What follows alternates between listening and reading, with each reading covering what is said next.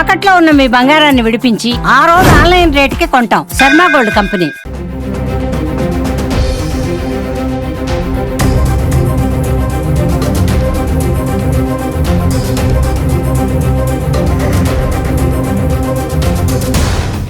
ప్రస్తుతం కిమ్స్ ఆసుపత్రిలో చాలా మంది ఇక్కడ వైద్యం పొందుతూ ఉన్నారు. అసలు ఏం జరిగింది ఏంటి? ఒకే కుటుంబానికి చెందిన నలుగురు ఇక్కడ ఈ సమస్యతో అయితే ట్రీట్మెంట్ పొందుతూ ఉన్నారు. సార్, ఎప్పటి నుంచి మీరు గణేష్ దగ్గర పాలు పోయించుకుంటున్నారు? అసలు ఏమైంది సార్? గణేష్ అన్న వెంట మాకు యావరేజ్గా 8 years నుంచి వేస్తున్నాడు అండి. ఇప్పుడు ఇలాంటి ప్రాబ్లం రాలేదు. ఇప్పుడు అలాంటి మనిషి కూడా కాదు ఆయన.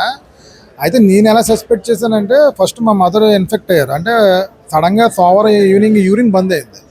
మేము ఏదో వేడి చేసిందేమో అనుకుని దాన్ని టానిక్లే వాడి ఏం రాలేదు. మంగళవారానికి కాళ్ళు వాసిపోయాయి. వెంటనే నెఫ్రాలజీ తీసుకెళ్తే రవిచంద్ర గారు ఇదే సంథింగ్ కిడ్నీ ఇష్యూ వచ్చిందమ్మా, డయాలసిస్ చేయాలని మా అమ్మగారిని అడ్మిట్ చేశాను. మామూలుగా ఫైన్ నెక్స్ట్ డే మా పిన్ని గారికి యూరిన్ బంద్ అయిపోయింది.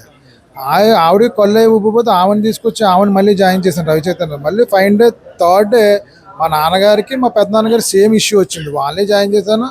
రిపీటెడ్గా డయాలసిస్ అవుతున్నాయి. అప్పుడు నాకు ఏదో డౌట్ వచ్చింది, మా ఫ్యామిలీ మీద థ్రెటనింగ్ జరిగింది, ఎవరో చేశారు. మా బావగారు హైదరాబాద్ కామినేని కిమ్స్ అండి. ఆయన ఏమన్నారంటే, మీ మీద థ్రెటనింగ్ జరిగింది మధు, ఒకసారి అబ్జర్వ్ చేసుకో, ఒకసారి నలుగురు కిడ్నీ ఫెయిల్యూర్ అంటే చిన్న ఇష్యూ కాదు అన్నారు. అయితే వెంటనే అక్కడ ట్రీట్మెంట్ ఏమో అని చెప్పి ఇక్కడ తీసుకొచ్చి జాయిన్ చేసేసాను శనివారం నైట్.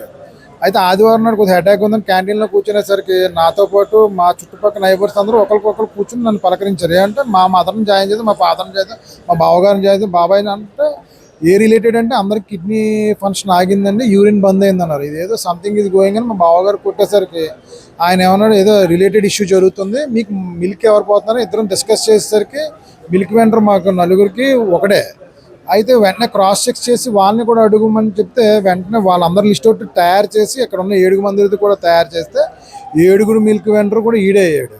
వాళ్ళకి ఏం జరిగిందని అడిగితే వాళ్ళకు కూడా మండే ఈవినింగ్ నుంచి సేమ్ సిచ్యువేషన్, యూరిన్ బంద్ అయింది. కొంతమంది తెలియక మంగళవారం బుధవారం కూడా వెయిట్ చేశారు, వాళ్ళు బాగా ఇన్ఫెక్ట్ అయ్యారు.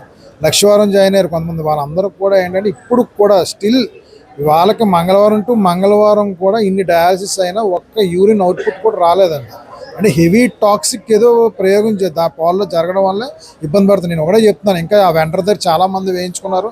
ఎవరన్నా ఉంటే వెంటనే అలర్ట్ అయ్యి టెస్టులు చేయించుకుని వెంటనే హాస్పిటల్కి వెళ్ళి ట్రీట్మెంట్ తీసుకోవాలని చూసుకోవచ్చు. సార్, మీ చుట్టుపక్కల ఎంత మందికి ఈ గణేష్ పాలు పోస్తూ ఉంటాడు? అంటే మీరు దాదాపు 8 ఏళ్ల నుంచి అతని దగ్గర పాలు పోయించుకుంటున్నాము అంటున్నారు కదా, ఎప్పుడు కూడా ఇలాంటి సమస్య రాలేదు. కాకపోతే ఏంటంటే ఏదైతే కలిసిందో కెమికల్ ఏదైతే చెబుతున్నారో ఫ్రిడ్జ్ నుంచి లీక్ అవడం వల్ల ఈ పాలల్లో కలిసింది అంటున్నారు. సో అసలు ఎంతమందికి మీ చుట్టుపక్కల ప్రాంతాల్లో వేస్తాడండి? మీకు తెలిసినంత వరకు దాదాపు 8 years నుంచి మీరు చూస్తూ ఉన్నారు కదా. మా చుట్టుపక్కల అంటే మాకు తెలిసిన 10-12 మంది 15 మంది దాకా వేసి ఉంటాడండి. అలా సరౌండింగ్ అలా పై వరకు వేసుకుంటూ వెళ్ళాడు. మరి ఎంతమంది అన్నది మనకు వచ్చారు కదా, జాయిన్ అయ్యారు కదా మేడం. మా ఇంటి చుట్టుపక్కల పెద్ద ఆయన కూడా ప్రజెంట్ చాలా ఇబ్బంది పడుతున్నాడు పైన. అదేవిధంగా ఆ పక్కన శశి స్కూల్ అపార్ట్మెంట్ వాళ్ళు కూడా చాలా ఇబ్బంది పడుతున్నారు.